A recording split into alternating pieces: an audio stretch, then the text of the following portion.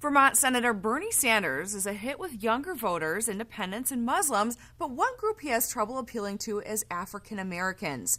Despite his record dating back to the 60s when he marched for civil rights, he's not gaining traction with black voters. Over the summer, some people from a Seattle Black Lives Matter chapter actually shoved Sanders aside and grabbed the mic. But instead of promptly kicking them out like Hillary Clinton typically does, Sanders' campaign officials actually allowed the group to take the stage for over 4 minutes. Now, yet polls show black voters favor Clinton. Today, we're going to try to figure out why. Joining me now is Jarad Geldner. He's a Democratic political strategist at Red Banyan Group.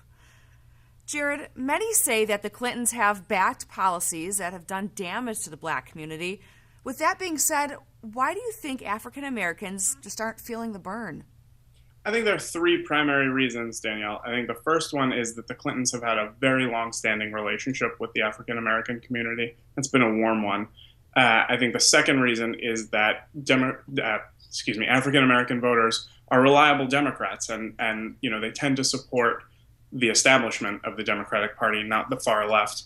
And the third is that Clinton has done a better job than Sanders of taking the mantle of the Obama legacy, and Obama's sitting with an 89% approval rating today among African American voters.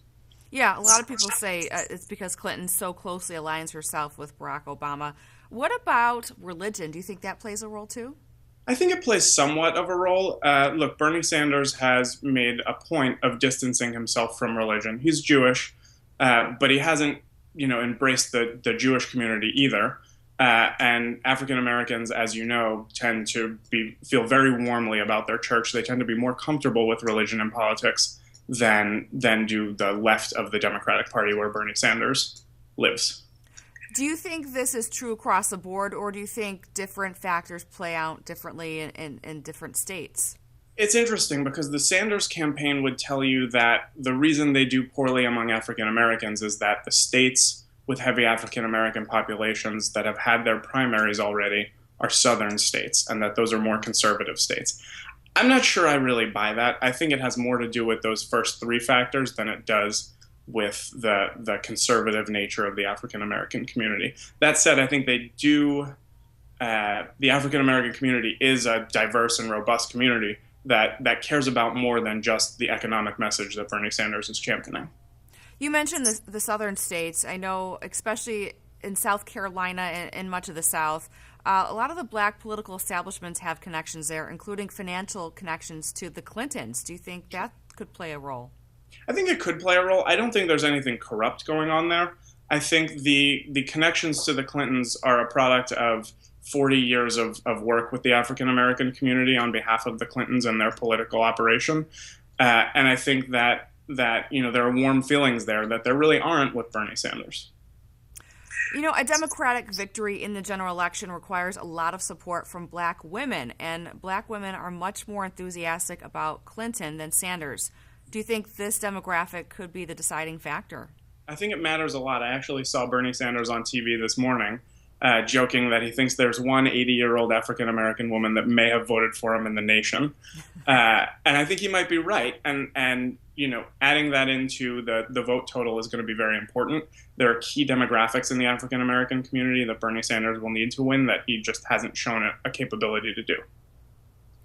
Now, I do think Sanders' support is gradually growing among black voters. I've seen some more high-profile endorsements from Spike Lee and Danny Glover's. Mm-hmm. Do you think this will be reflected in today's primary in New York? It's hard to say. I think that Hillary Clinton will win New York. I think she'll do fairly well. The question is whether or not she can really put the Sanders campaign in a more difficult position. I think those endorsements will matter, but I don't think they're going to be enough to carry Sanders over the line. Now, we all know that younger voters prefer Bernie Sanders, while older voters tend to like Hillary Clinton. But what about younger black voters? Do we know what that demographic, who they're voting for? Sure. So the polling's been kind of thin among millennial African-American voters, but what we have seen is that Sanders does a little bit better among that demographic than he does among African Americans as a whole or among older Americans as a whole, but not as well as he does among millennials as a whole, and nowhere near well enough to make up for the deficits that he's showing among older African Americans or older Democrats in general. Okay. Any specific predictions for today's primary?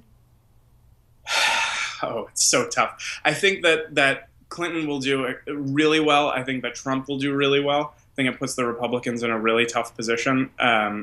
But I don't think that Sanders drops out after losing New York today. Speaking of Trump, who do you think would fare better against him between Clinton and Sanders? Oh, I think Clinton. I think Trump and Sanders tend to tap into some of the same frustration and some of the same anger. They're sort of at two different sides of the political spectrum, but at the part where it wraps around and meets a little bit. They tap into the same anger. It's just a different approach at that anger. I think that Clinton will do a better job of drawing a distinction with Trump, and I think that Clinton will do a better job of rallying the support of the Democratic Party that they're going to need to draw both to draw that distinction, but also to turn out voters on Election Day. Okay. Big day in New York. Jarad Geldner, great to have you on with us today. Thanks so much for joining us. Thanks for having me.